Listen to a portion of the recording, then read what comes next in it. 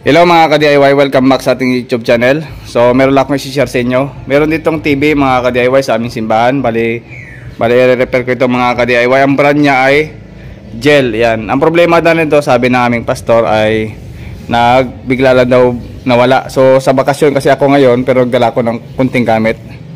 Yan, bali na yung bakasyon ako sa lugar dito sa Romblon. So problema daw, sabi ni pastor, yung amin na TV yung ginagamit dati, so nagkaroon daw ng problema sa screen. Nag-white screen na lang ito. So yun ang gagawin natin ngayon. Share ko lang naman sa inyo. Ito, plug in natin. Yan, bali nagdala ako ng kunting gamit na isang bag lang. Yan o.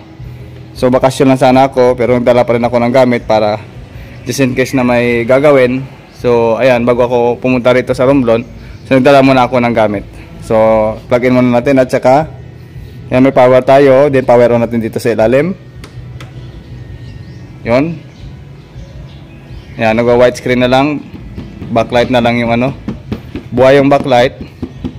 Yan o, white, so white. So buhay yung backlight nito. Ibig sabihin, ang problema na ito mga ka-DIY ay sa panel issue. Nung pagbukas, biglang nag-bar lines pa ganon. Tapos biglang nawala. Yan na lang. Bali, backlight na lang yung buhay dyan. Okay, patayin natin. Nag-power off na siya. Next is i-power on ulit natin.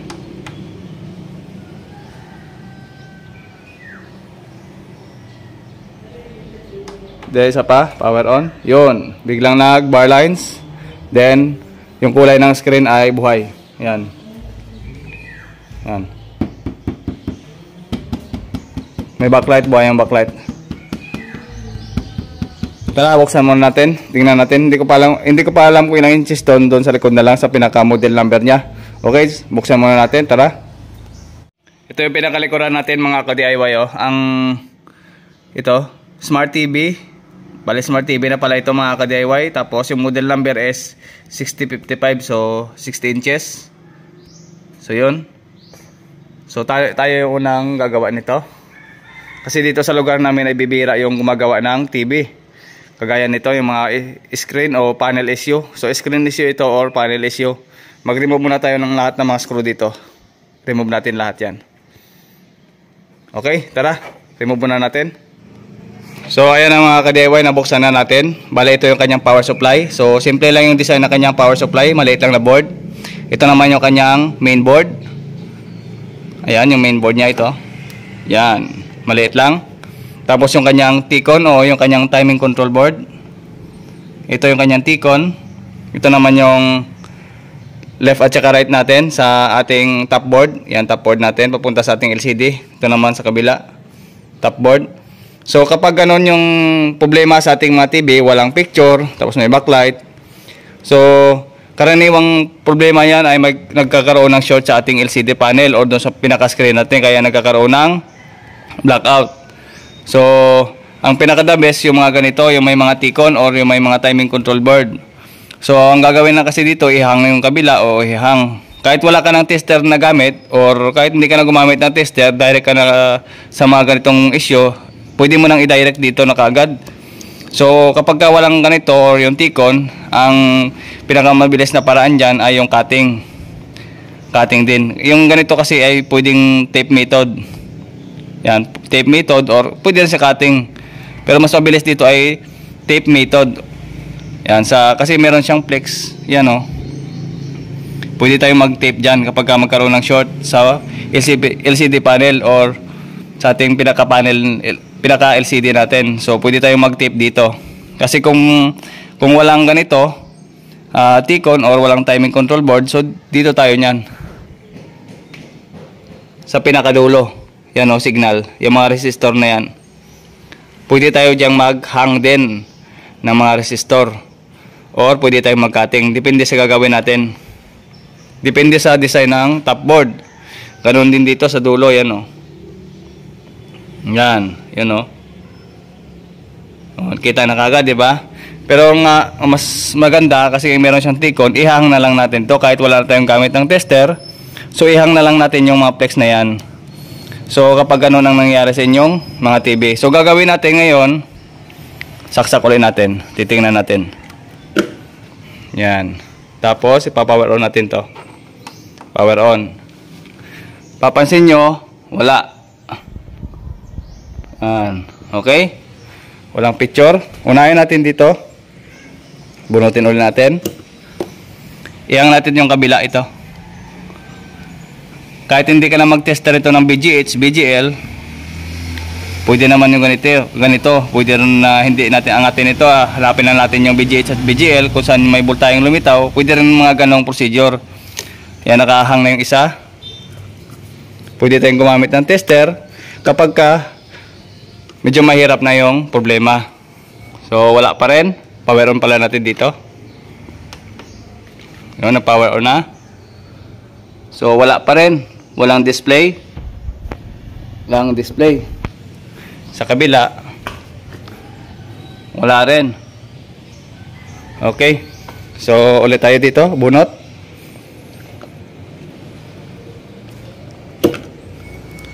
Next, ibabalik natin to. Every time na magbubunot kayo ng flex, yung pinaka-ribbon nya ng ganito, bunutin nyo talaga. Yung kabila naman,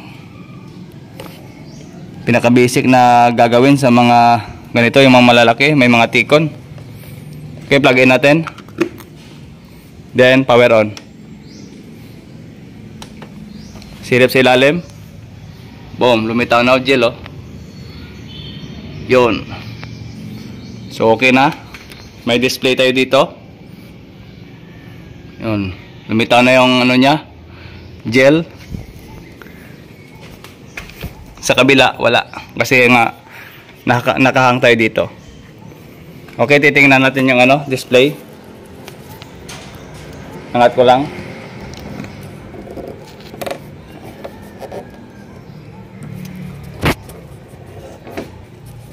Ano? Yan, di ba meron? So mabigat kasi ito mga ka-DIY kaya mahirap iangat. So nagkaroon ng problema yung ito na side. Kasi pag nakatanggal siya, ito yung salpak natin, nagkakaroon ng display yung kalahati. Pero yung kalahati na ito, kasi walang display yan dahil na nakaangat. So nagkaroon siya ng display, ibig sabihin dito yung blocking niya. So yung kanyang signal na hanapin natin para ma-block yung signal natin, ganito lang, bunutin muna natin para hindi madisgrasya yun ng ating tikon. So dito yan. Yan yung mga signal natin, di ba yan, no? Clock 1, clock 2, clock 3, clock 6, yan yung mga clock nya. Dito dumaan sa gilid yan, oh. Dito dumaan sa gilid. Dito, yan. Ito pumunta yun dito sa gilid. Hindi pa natin alam kasi silipin natin mamaya. Ito pumunta dyan. Ito pumunta rito. Kaya hanapin natin yung clock na yan. I-block natin gamit yung ating tape. So yan, oh. Yan, yan, oh. Yan. So bunutin lang muna natin yung ating tikon at titingnan natin yung connection kung saan pumasok. Tara, tatanggalin natin to, yung mga screw. So ayan, nakatanggalan natin yung screw. So ito, tuturo natin, ulitin natin dito. Yan, so CK1, CK2, CK3, CK4.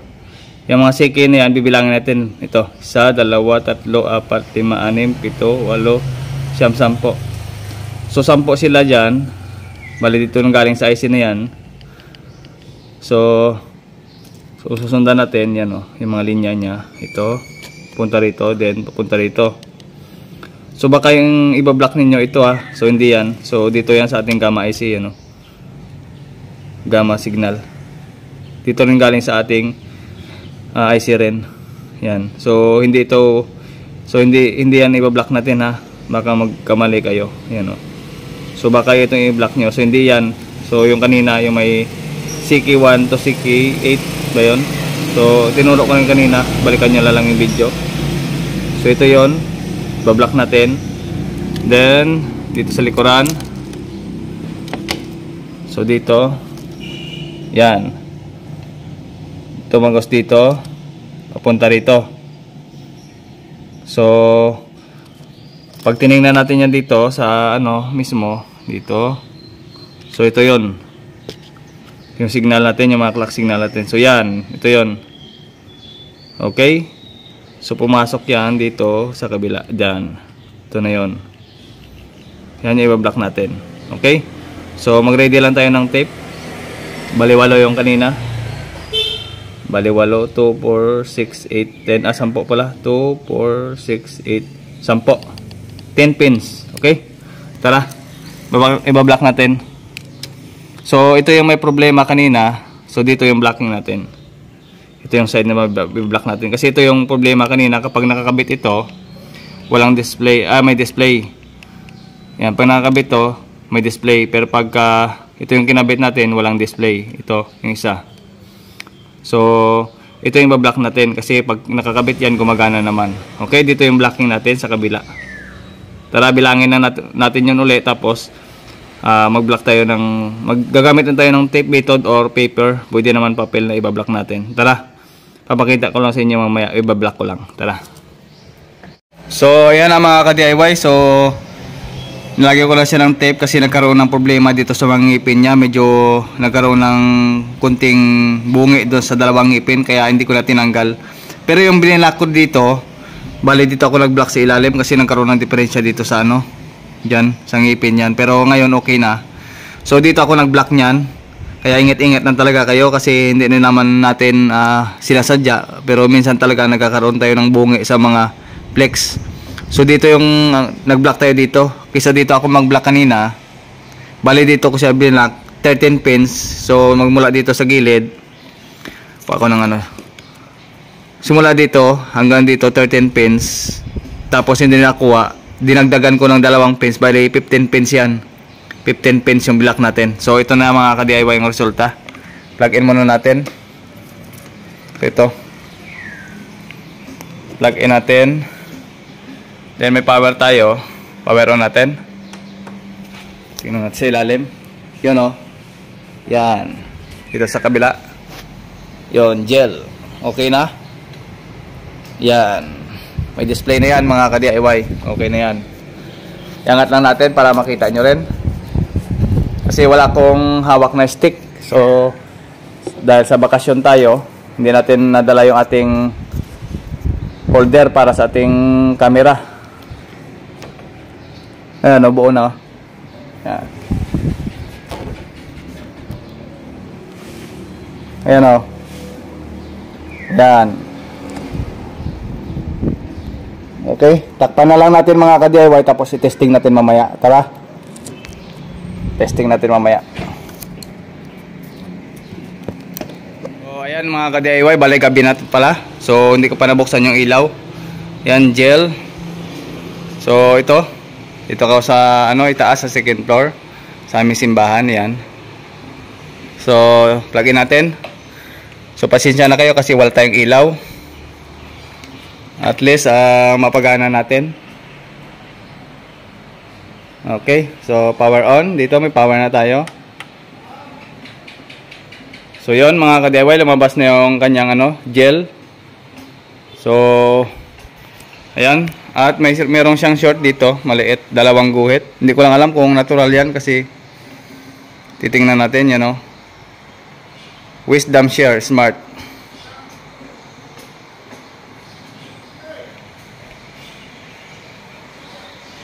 Tingnan natin. Yon. So okay na siya mga ka-DIY, oh. Yan. So okay na. Yan, oh, may 2 guhit. Yan.